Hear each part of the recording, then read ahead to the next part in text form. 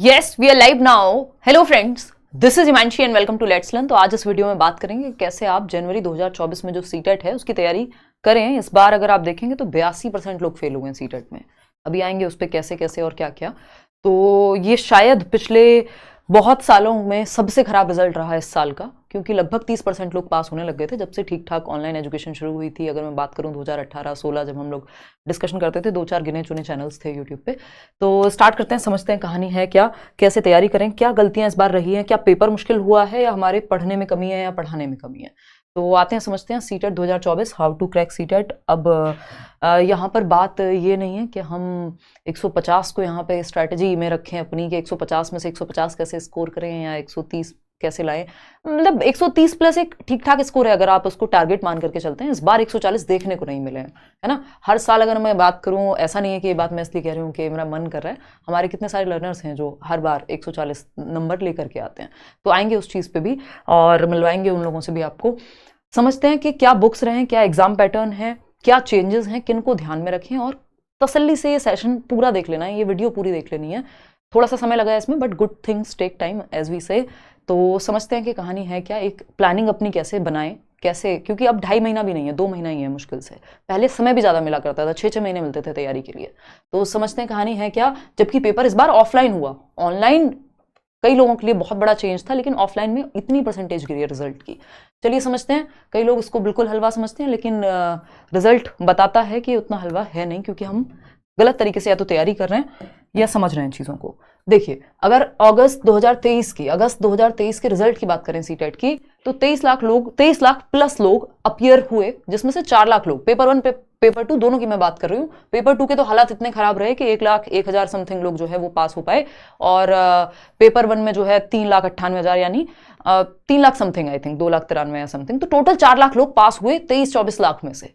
That means 82% लोग fail हो गए। किस एग्जाम में? जिसमें नेगेटिव मार्किंग नहीं है, जिसमें आपको किसी के साथ मेरिट में या कंपटीशन में नहीं आना होता, जस्ट 90 नंबर लाने होते हैं 150 में से। उस एग्जाम में रिजल्ट क्या रहा? सिर्फ 17% लोग पास हुए। अगर ओवरऑल देखें हम पेपर 1 प्लस पेपर 2 मिला करके, और 82 पॉइंट समथिंग जो है वो हम फेल हो गए, जो लर्नर्स हैं, ठीक है ना, या क्वालिफाई नहीं कर पाए, ठीक है, फेल हो गए। कई बार खराब लगता है सुनने में, बट इस टाइम खराब लगे तो भी लगा लीजिए, क्योंकि ये वो समय है जिस टाइम आप अगर थोड़े से अवेयर होकर तैयारी कर लेंगे तो शायद उन 82% में आपको नहीं आना पड़ेगा, ठीक है ना। तो पेपर 1 की अगर हम इसमें बात करते हैं, तो पेपर 1 जो कि प्राइमरी के लिए होता है, इसमें 24.6% लोग जो है पास हुए, यानी 24.6% ओनली, ठीक, यानी 25% भी नहीं, 75% से भी ज्यादा, 75.4%। तो 75.4% लोग, जब 75.4% लोग क्या हो रहे हैं, फेल हो रहे हैं पेपर 1 में, जो प्राइमरी लेवल का पेपर है, जिसको लड्डू कहा करते थे हम लोग किसी समय में। और अगर हम बात करते हैं पेपर 2 की, तो यहाँ पे 8.6% ही पासिंग परसेंटेज है, बाकी 92% लोग फेल हो गए। तो अगर आप पेपर 2 के हालात देखेंगे तो ये 82% जो फेल हुए ना, ये भी पेपर 1 वालों ने बचा लिया। अदरवाइज पेपर 2 के हालात तो इतने खराब थे कि 8.6% लोग ही क्लियर कर पाए इस बार। और लैंग्वेज भी पेपर 2 की टफ रही है ना। जो पेपर 2 में एसएसटी और साइंस मैथ्स वाला सेक्शन है, उसमें भी थोड़ा सा हमें देखने को मिला कि जो क्वेश्चंस हैं वो थोड़े से डिफिकल्ट लेवल के रहे। तो समझते हैं कहानी है क्या और कैसे इस आंकड़े में आने से बचना है और इस तरफ आना है। और ऐसा नहीं है ये रिजल्ट हमेशा से ऐसा ही रहा है। अगर मैं 2011, 12, 13 तक की बात करूं, 2%, 5% ऐसे रिजल्ट हुआ करता था। फिर उसके बाद अगर हम देख रहे हैं, धीरे धीरे थोड़ा सा इंप्रूव हुआ, लेस देन 10% ही था तब भी।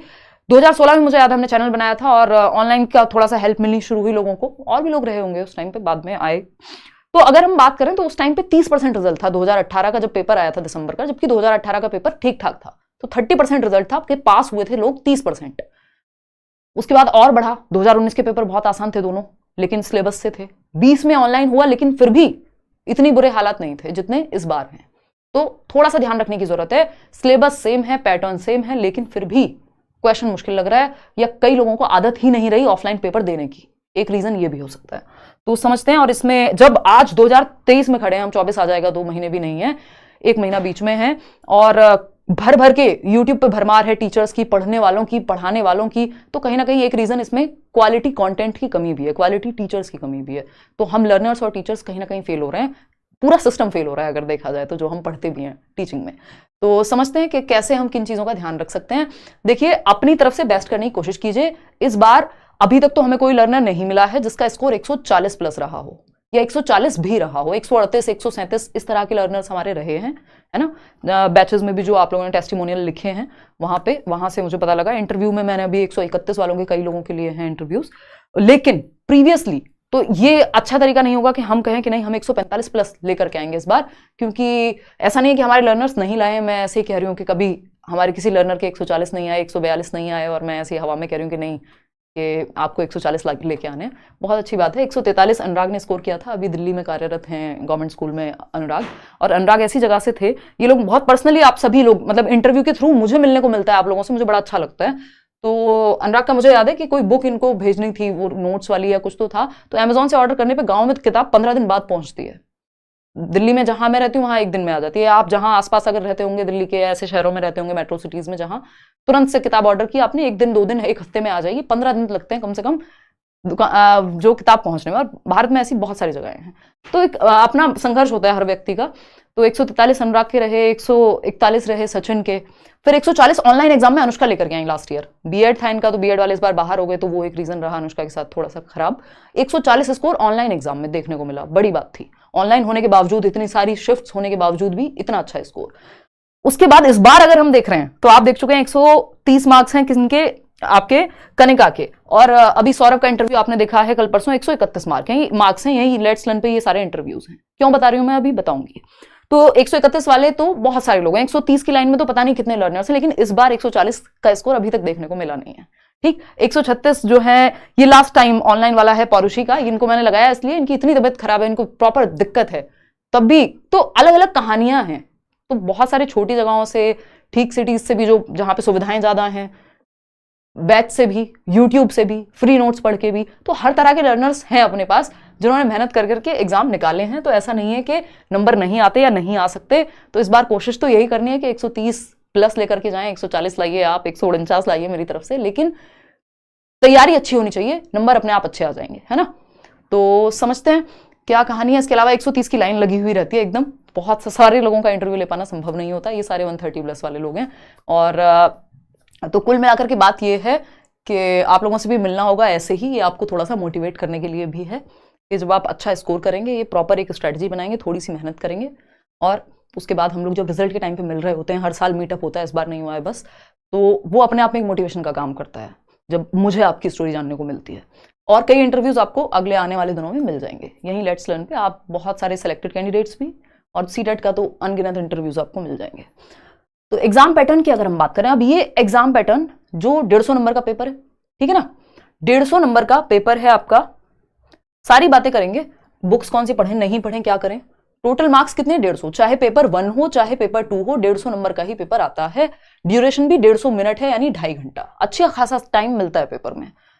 मोड क्या है, OMR शीट यानी ऑफलाइन पेपर होगा। ये इस बार बहुत बड़ा रीजन रहा कि कई सारे लोग गलत गोले भरने की वजह से, स्पीड, प्रैक्टिस की कमी की वजह से इस चीज में लैग किया, क्योंकि हमें आदत हो गई है फोन पे पढ़ने की, या फिर मोबाइल उसमें लैपटॉप में मॉक टेस्ट देते हैं हम लोग। लेकिन OMR मैंने प्रॉपर शेयर की थी इस बार कि आप प्रैक्टिस कर लीजिए, 3 प्रैक्टिस, 7 प्रैक्टिस, जितनी शीट आप प्रैक्टिस कर लें उतना अच्छा है।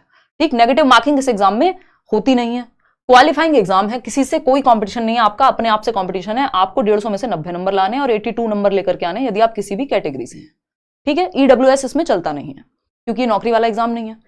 एक चीज मैंने नोट डाल करके लिखी हुई है कि सिलेबस जो है वो डिफाइंड है, यानी अगर आप DSSB में जाएंगे, अगर आप किसी और एग्जाम में जाएंगे कॉम्पिटिटिव, तो डिफाइंड होते हुए भी, या कई बार सिलेबस गिवन होता है लेकिन कई बार चीजें इधर उधर चली जाती हैं। लेकिन सीटेट के साथ ऐसा है कि प्रॉपरली डिफाइंड सिलेबस है, एक एक पॉइंट लिखा हुआ मिल जाएगा, और अगर आप उसको अच्छे से कर ले रहे हैं तो काम आपका बन जाएगा। लाइफ टाइम वैलिडिटी आप जानते ही हैं कि एक बार आपने सीटेट क्रैक किया, जीवन पर्यंत काम खत्म, अपना नौकरी लीजिए, आगे बढ़िए, बात खत्म। लगभग हर एक स्टेट में सीटेट चल जाता है, यानी देश भर के ज्यादातर जो राज्य हैं वो सीटेट को एक्सेप्ट कर लेते हैं, अगर उनके राज्य का टेट आपने क्वालिफाई ना भी किया हो तब भी। ठीक है बात। तो ज्यादातर में, 1-2 स्टेट्स में अभी थोड़ा सा पंगा है, जो लोग मना करने लग गए कि नहीं आपको हमारे स्टेट का टेट क्लियर करना पड़ेगा, लेकिन देश भर में ज्यादातर एग्जाम में आप बैठ पाएंगे अगर सीटेट आपका क्लियर है तो। और प्राइवेट स्कूल्स के लिए भी आपका रास्ता खुल जाता है। हालांकि कुछ प्राइवेट स्कूल्स आज भी मिल जाएंगे आपको जो सीटेट के बिना भी चला लेंगे काम, बट वो फिर अगेन दिक्कत ही है। तो डिफाइंड सिलेबस है, इसको ध्यान में रखना है, ये लाइन ध्यान में रखनी है कि डिफाइंड सिलेबस है, तो सिलेबस को प्रॉपरली पढ़ेंगे हम। सिलेबस मैं शेयर भी कर दूंगी आपके साथ, सीटेट की वेबसाइट से भी आप उठा सकते हैं सिलेबस, है ना। 2-3 ही चीजें, अगर मैं सिर्फ 2-3 लाइन में लिखूं अगर मैं सिर्फ 2-3 लाइन में लिखूं या एक लाइन में लिखूं आपका सिलेबस है ना जो दिया हुआ है वेबसाइट पे, उसको समझने में थोड़ी दिक्कत होती है। सिलेबस पीवाईक्यू, पीवाईक्यूज क्या है? प्रीवियस ईयर क्वेश्चंस, वो भी कौन से पढ़ने हैं उस पर भी आएंगे। एनसीईआरटी बुक्स, दैट्स इट, खत्म, कुछ नहीं है, इतना ही है बस, चौथी चीज है ही नहीं, यही 3 चीजें हैं, syllabus, previous year questions, NCERTs, that's it, खत्म। इसी में आपका पेडागोजी आ जाएगा, इसमें सब कुछ आ जाएगा फिर आपका, क्योंकि सिलेबस में ही गिवन है, ठीक है ना। तो आएंगे इस पे भी, समझते हैं कहानी क्या है। तो अगर हम पैटर्न की बात करें एग्जाम के, तो जैसा कि अभी हमने बात की, पेपर 1 पेपर 2 दोनों ही 150 नंबर के, 150 नंबर का आपका एक पेपर 150 नंबर का आता है, जिसमें 3 सब्जेक्ट कॉमन है। यानी आप अगर पेपर 1 की तैयारी कर रहे हैं तब भी आपको वही 3 सब्जेक्ट पढ़ने हैं, और पेपर 2 की कर रहे हैं तब भी सेम 3 सब्जेक्ट पढ़ने हैं, बस एक सब्जेक्ट डिफरेंट पढ़ेंगे आप यदि पेपर 2 के लिए जा रहे हैं, क्योंकि पेपर 2 में टोटल नंबर ऑफ सब्जेक्ट्स हैं 4 और पेपर 1 में है 5, ठीक है ना। इन 4 में से 3 जो है वो पेपर 1 पेपर 2 दोनों में कॉमन है, यानी 90 नंबर की तैयारी आपकी हो जाती है अगर आप बहुत अच्छे से पढ़ लेते हैं एक बार में। यानी सीडीपी कॉमन है 30 नंबर की, जो बाल विकास एवं शिक्षण शास्त्र जिसको हम कह रहे हैं। लैंग्वेज 1 यानी आपने हिंदी या इंग्लिश ली होगी, लैंग्वेज 2 जो भी आपने ली है, मैं अज्यूम करके चल रही हूं कि आपने यहां पे भी सेम ही लैंग्वेज ली होगी। लेवल में ज्यादा अंतर कुछ खास देखने को नहीं मिलता, सिलेबस सेम है, बशर्ते आपने अच्छे से पढ़ा हो तो आपको पता भी नहीं लगेगा कि आप पेपर 1 का क्वेश्चन कर रहे हैं कि पेपर 2 का क्वेश्चन कर रहे हैं। अभी पेपर 1 का कल परसों क्वेश्चन सॉल्व कराया था, पेपर 2 भी मैं जल्दी ही कराऊंगी, आपको पता लग जाएगा, जिसकी तैयारी अच्छी है उसको समझ में आएगा। ईवीएस और मैथ्स की अगर हम बात कर रहे हैं तो ये 30 मार्क्स के हैं, ये दोनों सब्जेक्ट मिला करके, यानी एक सब्जेक्ट बन जाता है पेपर 2 में। एसएसटी आएगा या तो 60 नंबर का, या साइंस और मैथ्स आएगा, वो आपके ग्रेजुएशन पे डिपेंड करेगा। तो ये एक बेसिक सी बात हो गई। अब ये जो सीडीपी लैंग्वेज हैं दोनों, पहले इनकी बात कर लेते हैं कि 90 नंबर की तैयारी कैसे करें, फिर उसके बाद आगे चलेंगे, ठीक है ना, कि इन तीनों की तैयारी हम कैसे करेंगे। आएंगे इस पे, फिर से वापस आएंगे, कुछ और छोटी छोटी बातें जिन पे चर्चा कर लेते हैं, फिर इस पे वापस आएंगे कि क्या करें। कुछ चीजें जो हमें अवॉइड करनी चाहिए, बिल्कुल, जो अभी हमने डेटा देखा उस डेटा का पार्ट हम ना बने, पासिंग वाली परसेंटेज को बढ़ाएं, ना कि फेल वाली उस 82% में ना आए, या उस 92% में ना आए पेपर 2 के केस में, या उस 75% में ना आए जो फेल हुए हैं पेपर 1 की अगर मैं बात करूं। तो अवॉइड क्या करनी है चीजें, देखते हैं। अगर जिनको हम कहते हैं डोंट, मतलब ये काम नहीं करने, अवॉइड करनी है, मिस्टेक्स हैं, है ना, ये भाई साहब खड़े हैं यहाँ ये लेकर के। रोट लर्निंग से बचना है। रोट लर्निंग बोले तो रटंत विद्या, रटना नहीं है, ये आपका एनसीएफ भी कह रहा है, बच्चों के लिए भी ये बात लागू होती है ना, और आप पे भी ये बात लागू होती है। अगर आप रटेंगे पेपर सॉल्व नहीं हो पाएगा। लैंग्वेज ऐसी बनाई जा रही है अभी पेपर की कि कॉन्सेप्चुअल क्लैरिटी आपकी होनी चाहिए, ठीक। तो एक तो रटने की कोशिश नहीं करनी है कि आपको लगे कि आप एक हफ्ता रट्टा लगाएंगे और काम बन जाएगा, दिमाग में चीजें बैठनी चाहिए, ठीक है ना। पीवाईक्यू कैसे सॉल्व करें आएंगे अभी, उस पर मैं कराऊंगी भी, यूट्यूब पे भी कराऊंगी, डोंट वरी। ग्रामर से बचना है, ये मैं जीवन पर्यंत से कह रही हूं, यानी प्राचीन काल से, 2016 से मैं ये बात कह रही हूं, ग्रामर से बचना है। व्याकरण से क्या करना है, बचना है, क्योंकि व्याकरण इस एग्जाम में आधार नहीं है। हिंदी आती है, इंग्लिश आती है 30-30 नंबर की, लेकिन व्याकरण मुश्किल से 2-2, 3-3 नंबर की पैसेज में आती है। तो ग्रामर, उतनी ग्रामर आपने पढ़ी है बचपन से, अगर आप पैसेज प्रैक्टिस कर लेंगे आपको अलग से ग्रामर पढ़ने की जरूरत नहीं पड़ेगी। आपके पास समय है, आप किसी बैच में हैं, आपको कोई टीचर अपने तरीके से करा रहे हैं, कुछ पर्टिकुलर टॉपिक्स करा रहे हैं, वो आप कर सकते हैं। अदरवाइज अवॉइड कीजिए, पेडागोजी पे फोकस कीजिए। पेडागोजी रीढ़ की हड्डी है इस एग्जाम की, है ना। स्पाइनल कॉर्ड बोलते हैं ना, बिना उसके बैठ नहीं सकते, कुछ नहीं कर सकते, जीवन बेकार है। ऐसे ही सीटेट काम का नहीं है यदि आपने पेडागोजी नहीं पढ़ी। आएंगे उस पर। तो ग्रामर से बचना है, ग्रामर नहीं पढ़नी। ग्रामर पढ़ते रहते हैं कई लोग, पेडागोजी नहीं पढ़ते। पहले तो किताबों में नहीं आती थी ग्रामर, आजकल तो बुक्स भी अगर आप खरीदने जाएंगे वहां पे भी पेडागोजी मिल जाएगी, इतना बुरा हाल था। डेविएशन फ्रॉम सिलेबस, सिलेबस से भटक गए हम, सिलेबस पता ही नहीं है। हाँ, रटंत विद्या चलंत नहीं, बिल्कुल सृष्टि। तो डेविएशन फ्रॉम सिलेबस, सिलेबस से भटकना नहीं है। अगर आप सिलेबस से भटक गए, सिलेबस का एक एक पॉइंट आपके लिए बिल्कुल क्या है, एक ऐसी रिलीजियस पुस्तक के समान है। उसको आप बाइबल कहिए, गीता कहिए, जो आपका मन करे, जिस भी चीज में आप विश्वास रखते हो, कुरान कहिए, जो भी आप कहना चाहते हैं, गुरु ग्रंथ साहिब कहिए, जो भी जिस भी चीज में आप विश्वास रखते हैं, सिलेबस आपके लिए वो है कि उससे आपको भटकना नहीं है। इस एग्जाम के कॉन्टेक्स्ट में मैं बात कर रही हूँ, लाइफ के कॉन्टेक्स्ट में नहीं, ठीक है ना। तो सिलेबस से नहीं भटकना है किसी भी हालत में। सिलेबस को बिल्कुल पॉइंट टू पॉइंट दिमाग में रखना है कि हमने कवर किया ये या नहीं किया, ठीक। अब करने लायक बातें क्या हैं, डूज कौन से हैं, ये देखो कितने बड़े यस वाले व्यक्ति खड़े हैं, है ना। डूज कौन से हैं देखिएगा। तो अगर हम यहां बात करें सिंपल, जो अभी मैंने आपको 3 चीजें बताई, उसमें से पहली चीज प्रीवियस ईयर क्वेश्चंस। इसके लिए आप एक बुक ले सकते हैं, क्योंकि पेपर ऑफलाइन हो गया है। बुक कोई भी ले सकते हैं, लेकिन गलतियां बहुत सारी मिल जाती हैं कई पब्लिकेशंस में। कुछ अच्छे पब्लिकेशंस भी आते हैं, तो कोई भी बुक जो आपको आर गुप्ता मिले, जो भी मिल जाए, पियर्सन मिल जाए, जो मिल जाए बुक, आप एक प्रीवियस ईयर ले लीजिए, किरण मिल जाए, जो भी बुक आपके हाथ में है प्रीवियस ईयर की, आप उठा लीजिए उसको मार्केट से और एक ही बुक लीजिए, ज्यादा झंझट में मत पड़िए, क्योंकि ये आपकी तसल्ली के लिए होगा। मैं कितना भी मना कर लूं फिर भी आप लोग लोगे ही, है ना। अगर आप बैचेस में हैं तो बात अलग है, क्योंकि वहां सारी चीजें आपको एक साथ ही मिल रही हैं, सारे टीचर्स मिल रहे होंगे, अपना सब्जेक्ट पढ़ा रहे होंगे, मॉक टेस्ट मिल रहे होंगे, प्रैक्टिस सेट मिल रहे होंगे, नोट्स मिल रहे होंगे, चैप्टर वाइज पढ़ाई हो रही होगी।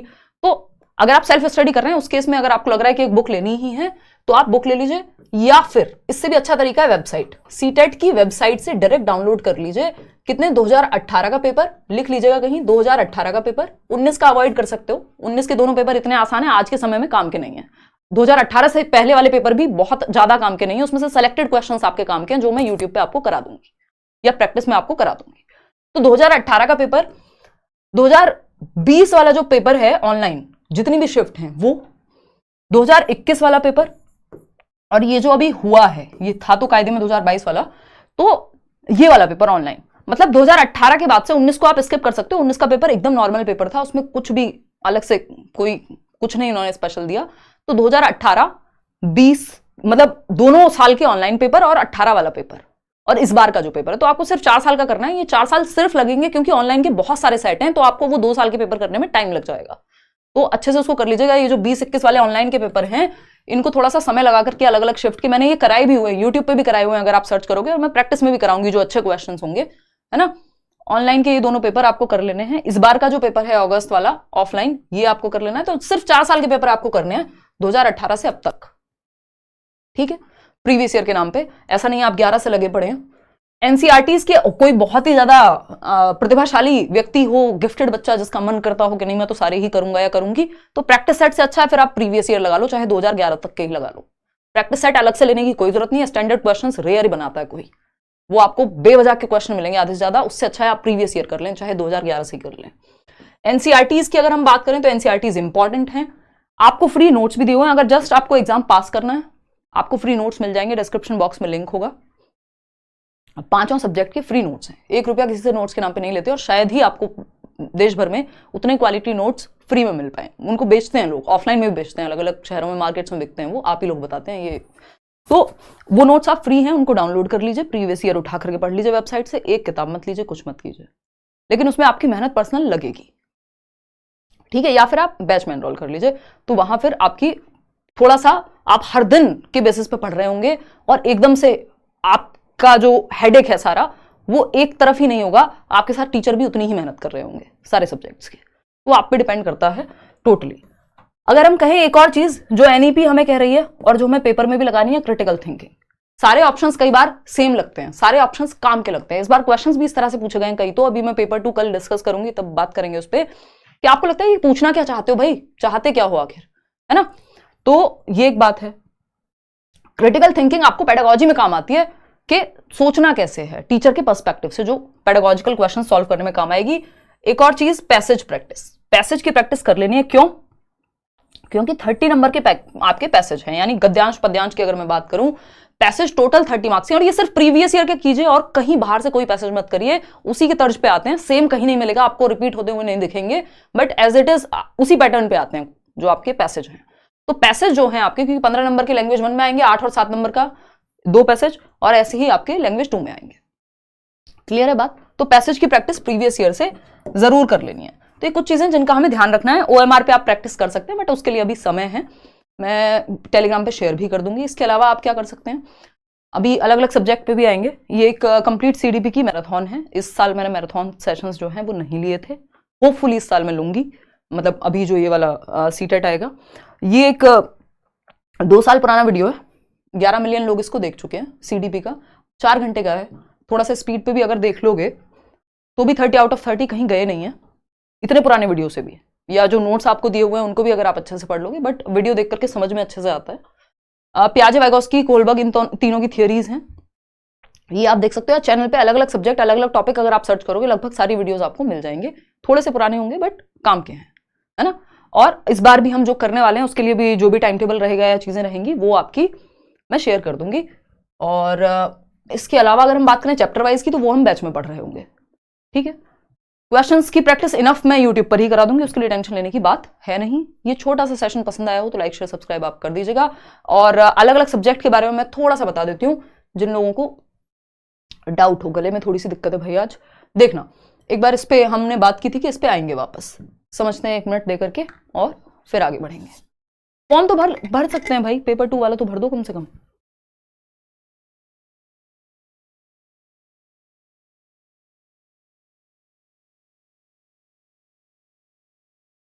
देखिएगा 4 ईयर इंटीग्रेटेड वाले भी दे सकते हैं भाई, पेपर देने में कोई दिक्कत नहीं अगर आप किसी भी टीचिंग लर्निंग कोर्स में हैं। देखिए बाल विकास सिंपल, इस पे मेरी बुक भी आती है, नोट्स भी फ्री आपको दिए हुए हैं। यूट्यूब से भी सिर्फ आप सर्च करके पढ़ लेंगे तो 30 में से 30 नंबर ले आएंगे। अगर आपको लगता है आपका बिल्कुल हाथ पकड़ के चला जाए बैच में, तो आप बैच में एनरोल हो जाइए। तो जो भी नए तरीके से, जो भी नए क्वेश्चन हैं चैप्टर के साथ, जो भी किया जा सकता है सब कराया जाएगा।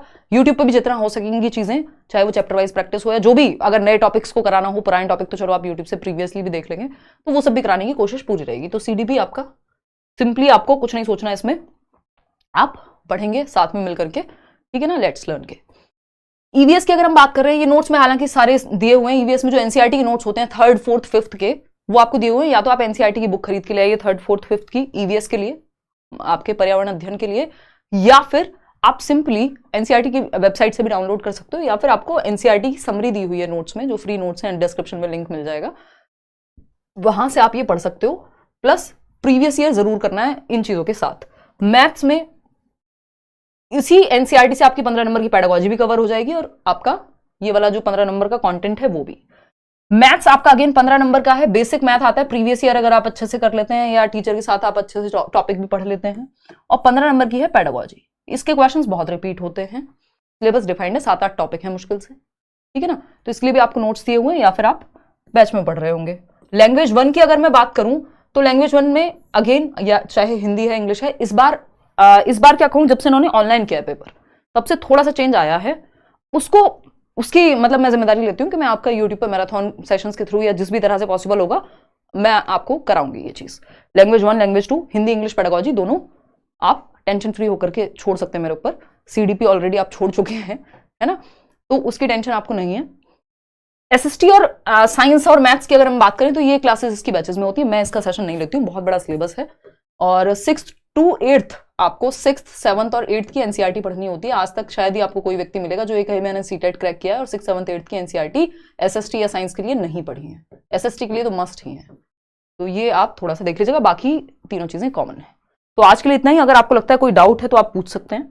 इसके अलावा टेलीग्राम चैनल पर जुड़ सकते हैं, वहां आपको नोट्स या क्लासेस का जो अपडेट है वो भी मिल जाएगा। बैच में क्लासेस आपकी करियर विल पे हो चुकी हैं स्टार्ट। यूट्यूब क्लासेस का क्या स्केड्यूल रहेगा वो मैं बता दूंगी। बीच में दिवाली है, कल से ही जो है, अभी तो छुट्टियां चल रही हैं अगर मैं बात करूं आपके बैच में भी, लेकिन क्लासेस आपकी हो गई शुरुआत, कई सारी क्लासेस हो भी चुकी हैं। ये टेलीग्राम चैनल है लेट्स लर्न स्क्वाड, 8.5 लाख लोग आई थिंक वहां जुड़े हुए होंगे। और ये करियर विल ऐप है। इसके अलावा आप मेरे नाम पे कहीं और मत जुड़िएगा, यही आपके 5 सब्जेक्ट्स रहते हैं, 4 सब्जेक्ट रहते हैं पेपर 1 के लिए, 2 के लिए, ठीक है। तो बैच के लिए या तो आप करियर विल ऐप डाउनलोड करेंगे और वहां टीचिंग सेक्शन में जाकर के एनरोल करेंगे अपने आप को। बहुत ही मतलब आपके फॉर्म भरने से कम फी है, और जिसमें इतने सारे टीचर्स, वो लोग जो ऑनलाइन ऑफलाइन पता नहीं कितने सालों से पढ़ा रहे हैं, ठीक है ना। तो ये एक बेसिक सी बात हुई। और कोई बात हो आपको पूछनी हो तो आप बता दीजिए। ये वीडियो उन लोगों तक जरूर शेयर कर दीजिएगा जो कहीं दूर दराज बैठे हैं, जिनके गांव देहात में, आसपास शहर में ये बात चलती हो कि नहीं सीटेट तो बड़ा मुश्किल होता है। तो बड़ा मुश्किल नहीं होता है, तरीके से अगर पढ़ लिया जाए तो। बाकी ये भी नहीं सोचना, जिन लोगों को ये घमंड हो कह रहे सबका हो जाता है, तो सबका नहीं होता लक्ष्मण। 82% लोग फेल हो रहे हैं। तो उस दोनों ही एक्सट्रीम्स में नहीं रहना है कि या तो बिल्कुल कॉन्फिडेंस लो करके रखेंगे, या बिल्कुल कहेंगे नहीं 150 में से 150 आ रहे हैं, बस आंख बंद करते ही डे ड्रीमिंग करेंगे, फैंटेसी वर्ल्ड नहीं। लॉजिकली मेहनत दबा करके करनी है कि सारे सब्जेक्ट्स पे आपकी पकड़ हो, मास्टरी लर्निंग आप कर रहे हो, और साथ में हम लोग तैयारी करेंगे, डोंट वरी, ठीक है। कोई और बात हो तो बताइए यार। एस्टेट के लिए आप टॉपिक वाइज सर्च करके पढ़ लो, चैनल पे हजारों वीडियोस हैं, बहुत मेहनत की है सालों साल, है ना। क्लासेस कब से लोगे? क्लासेस देखो मैंने एक प्रीवियस ईयर कराया था कल आपको, और कल भी कराऊंगी पेपर 2 का, और उसके बाद फिर दिवाली के बाद से यूट्यूब की भी आपकी क्लास का स्केड्यूल, और उधर बैच में तो चलेगी ही क्लास, ठीक है जी।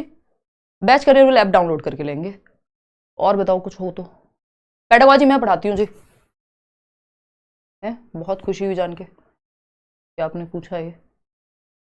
नहीं, उसके बाद जरूरत नहीं पड़ेगी रीमा। बैच में तो फिर सारे टीचर्स हैं ही ना, सब कुछ करा ही रहे हैं आपको, previous year mock test, expected questions, अपना सब्जेक्ट, अलग अलग टीचर अलग अलग सब्जेक्ट कराएंगे। तो फिर ये सारी कहानी तब की है जब आप खुद अकेले लगे पड़े हैं।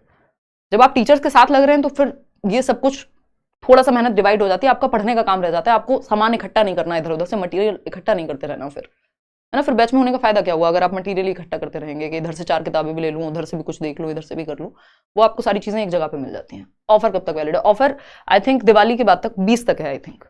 ये सब चीजें आप प्लीज टीम से पता कर लीजिएगा, है ना। चलिए आज के लिए इतना ही रखते हैं, थैंक यू। क्लास का टाइम 9 बजे ही रखेंगे अभी तो, यूट्यूब वाली का तो एटलीस्ट, है ना।